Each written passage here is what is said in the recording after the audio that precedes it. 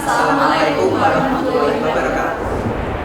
Bab 1 pendahuluan yang berisi 5 subbab, yaitu umum, maksud dan tujuan, dasar, sistematika, dan pengertian. Subbab pertama, umum, yang memaparkan tentang gerakan pramuka mulai dari pengertian, tujuan, tugas pokok, hingga peran gerakan pramuka, yang dimana gerakan pramuka adalah organisasi yang menyelenggarakan pendidikan kepramukaan bagi kaum muda yang bertujuan untuk membentuk tiap pramuka agar memiliki kepribadian yang taat akan agama, hukum, berjiwa patriotik, dan menjunjung tinggi nilai leluhur bangsa. Kedua, maksud dan tujuan dibentuknya PPDK. Yang pertama, maksud, yaitu sebagai pedoman membentuk dan mengelola dewan kerja yang lebih sistematis dan terarah. Yang kedua, tujuan untuk menyelaraskan dewan kerja, baik itu dewan kerja ranting, cabang, daerah maupun nasional. Subbab ketiga, dasar penyelenggaraan PPDK.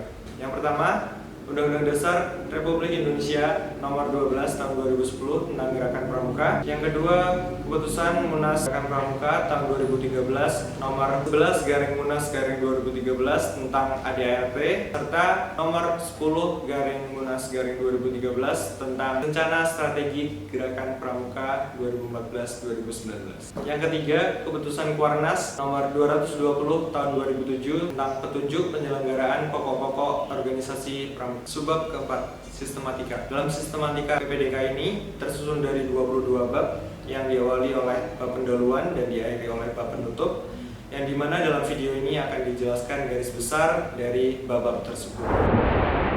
Bab 2. Maksud dan tujuan. Maksud untuk menambah pengetahuan dan pengalaman di bidang organisasi serta mengembangkan bakat kepemimpinan. Tujuan untuk menambah pengetahuan, keterampilan, dan pengalaman dalam pengelolaan organisasi, pengembangan bakat kepemimpinan dalam rangka upaya pengembangan pribadi dan pengabdiannya kepada gerakan pramuka, masyarakat, bangsa, dan negara. Bab 3. Keanggotaan, sifat, status, dan kedudukan Dewan Kerja. Keanggotaan Dewan Kerja merupakan bagian integral dari kuartir yang beranggotakan pramuka, penegak, dan pandega. Sifat: melaksanakan fungsi dan tugasnya yang bersifat kolektif dan kolegial. Status: sebagai satuan bina sekaligus sebagai satuan gerak. Kedudukan: sebagai badan kelengkapan kuartir dalam hal pengelolaan pembinaan dan kegiatan.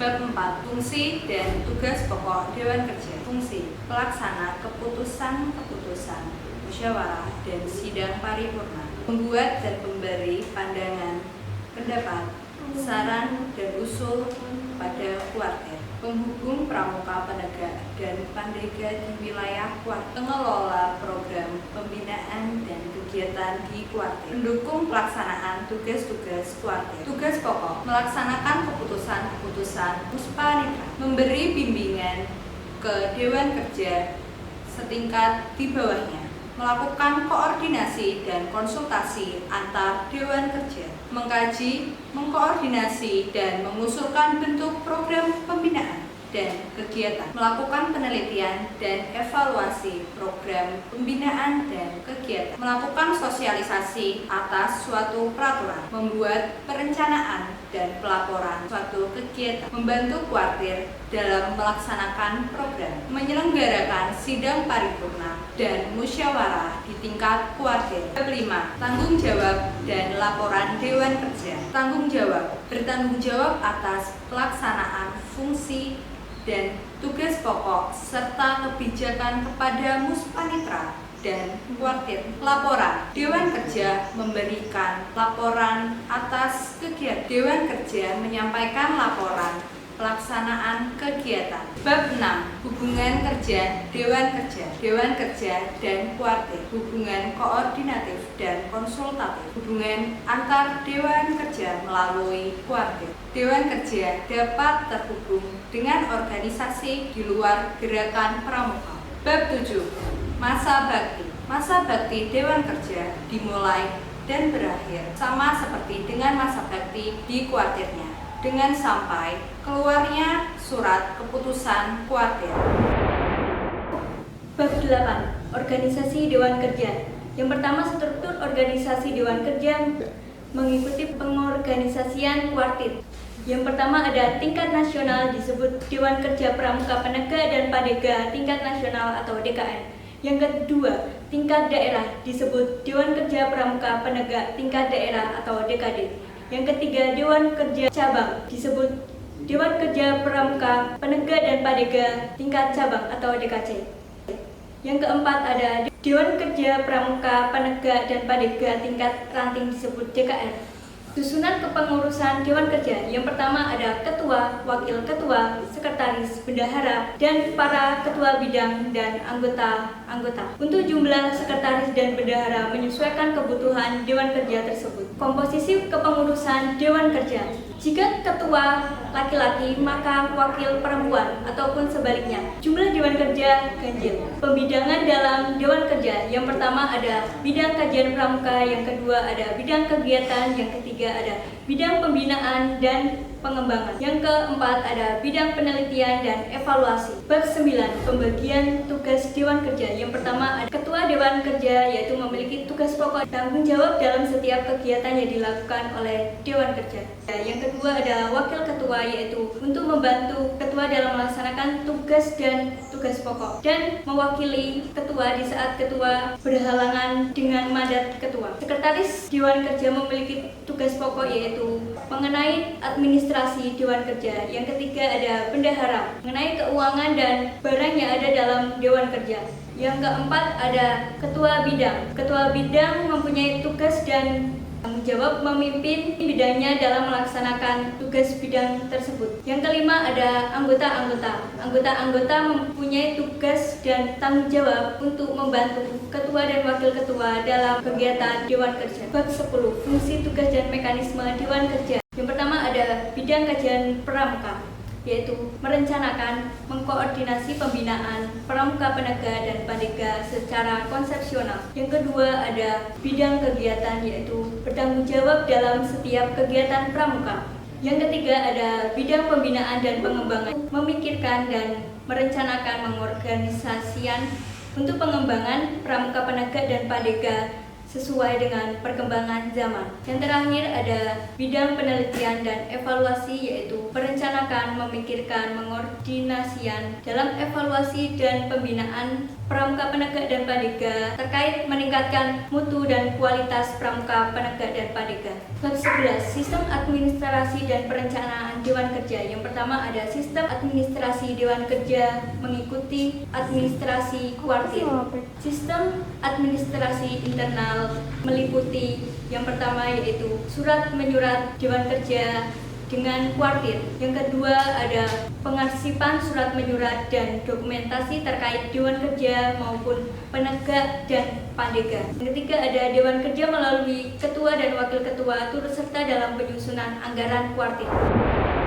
Bab 12, Keuangan Dewan Kerja. Keuangan Dewan Kerja diperoleh, dikelola, serta dipertanggungjawabkan oleh Dewan Kerja. Sumber keuangan sendiri terdiri dari alokasi dana kuartir, iuran dari peserta kegiatan, serta usaha dana Dewan Kerja. Untuk pertanggungjawabannya disusun oleh Dewan Kerja dan dilaporkan ke kuartir. Untuk pengelolaan keuangan kegiatan dikelola oleh Dewan Kerja. Bab 13, Tangga Kerja, Kelompok Kerja, dan Unit Kegiatan. Bila dirasa perlu dalam melaksanakan fungsi dan tugas pokoknya, Dewan Kerja dapat membentuk sangga kerja, kelompok kerja, dan unit kegiatan yang terdiri dari dega yang ada di wilayahnya serta orang yang dirasa memiliki keahlian. Sangga kerja, kelompok kerja, dan unit kegiatan bertanggung jawab kepada kuartir melalui Dewan Kerja. Bab 14, Dewan Kehormatan Dewan Kerja. Dewan Kehormatan berkedudukan sebagai dewan yang mengawasi pelaksanaan Kode Kehormatan Pramuka dan tata peradatan bagi anggota Dewan Kerja serta berfungsi untuk menyelesaikan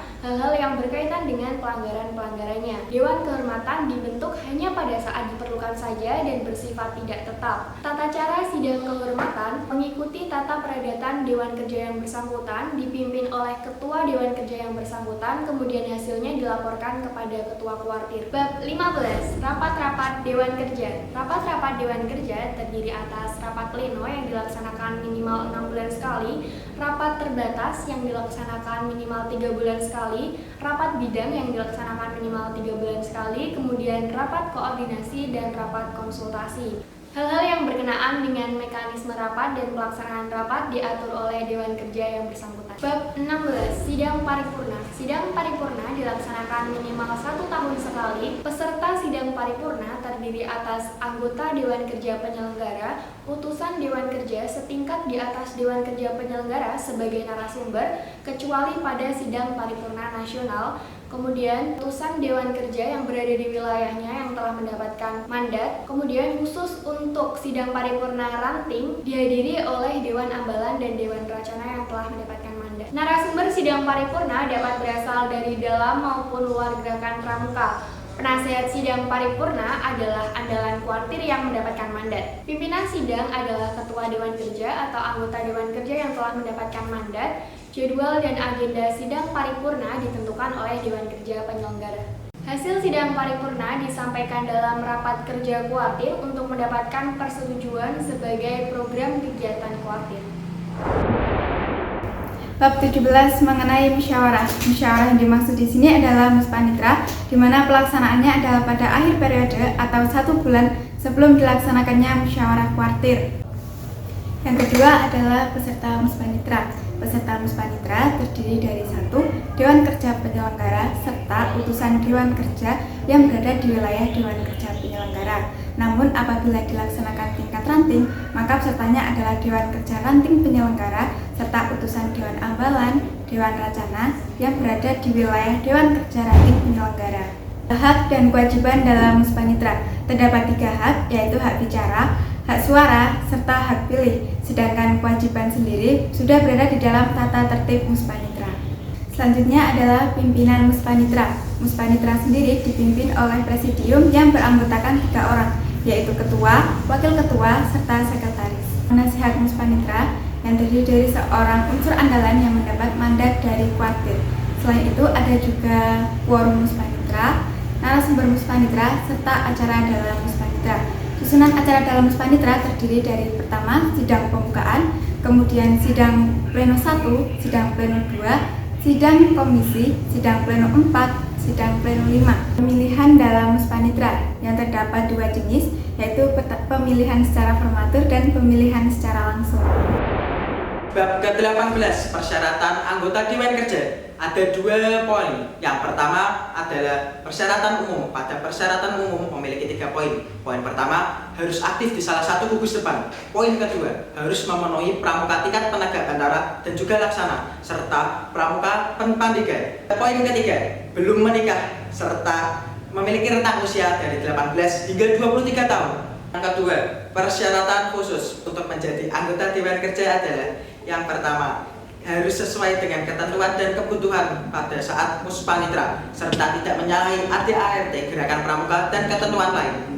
Bab ke-19, proses seleksi anggota Dewan Kerja. Dipilih melalui sebuah seleksi. Bentuk dan proses seleksi dilakukan oleh tim formatur Dewan Kerja yang sudah ditetapkan dalam muspanitra. Untuk dapat mengikuti proses seleksi ini, setiap calon anggota Dewan Kerja harus memenuhi persyaratan yang sudah ditetapkan dalam muspanitra. Dan yang terakhir, setiap calon anggota Dewan Kerja harus mendapatkan surat keterangan aktif dari gugus depan serta mendapatkan surat mandat dari kuartirnya. Bab ke-20, hak dan kewajiban anggota Dewan Kerja. Pada prinsipnya, sebagai anggota Dewan Kerja memiliki hak dan kewajiban yang sama dalam menjalankan fungsi serta tugas pokoknya. Setiap anggota Dewan Kerja berhak mengajukan usulan atas upaya pelaksanaan dalam menjalankan fungsi serta tugas pokoknya, mengetahui segala perkembangan serta mengikuti setiap kegiatan yang dilaksanakan oleh Dewan Kerja, mengajukan pembelaan terhadap kesalahan yang disangkakan kepadanya, serta mengajukan pengunduran diri dari anggota Dewan Kerja.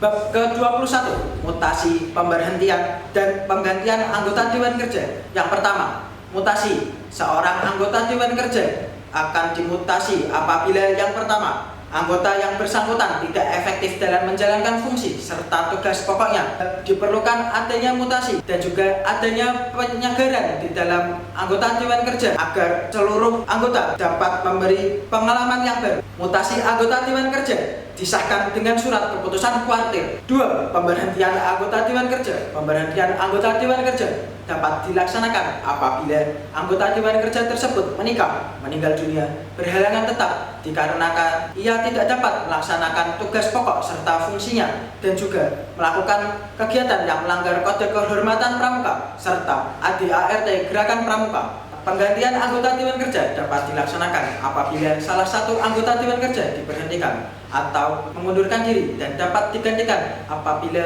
ia telah memenuhi persetujuan dan persyaratan yang diberikan serta telah diajukan ke kuartirnya.